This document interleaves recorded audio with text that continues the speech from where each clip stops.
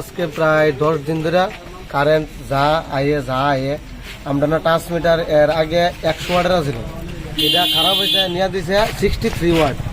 তো যে জায়গার মধ্যে পরিষেবা লাগবে আপনার 100 ওয়াটের কারেন্টের ইলেকট্রিক পরিষেবা, এই জায়গা দিছে 63, যার কারণে আমরা প্রায় 800 ফ্যামিলি না কারেন্টের কোনো কিছু পাইতেছে না। এই আজকে বোধ 4-5 দিন ধরে কারেন্ট নাই। তা আমরা প্রতিশ্রুতি দিয়েছিল একটু ছেড়ে দিয়েছিল যে আমরা ট্রান্সমিটারটা চেঞ্জ করে দিব। আজকে 3-4 দিন আগে দিছে, আজ পর্যন্ত কোনো না যোগাযোগ না কোনো কিছু, যার কারণে আজকে আমরা পশ্চিম লক্ষ্মী এলাকাবাসী সবাই মিলে ইলেকট্রিক অফিসে তালা লাগাইছি। আজকে যতক্ষণ না আমরা ইলেকট্রিক পরিষেবা যতক্ষণ মানে সুস্থ না চালু নয় ততক্ষণ ধরে এইভাবে থাকবে। বিদ্যুৎ দপ্তরের তরফ থেকে আপনারা কি আশা পেয়েছে?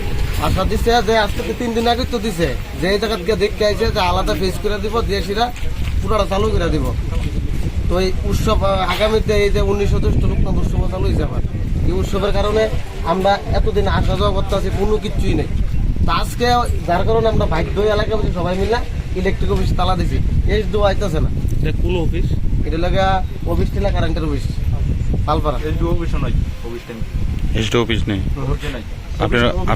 কিন্তু এখন টাইম চলছে, মোটামুটি প্রায় 1টা বাজে এসডিও অফিস নাই।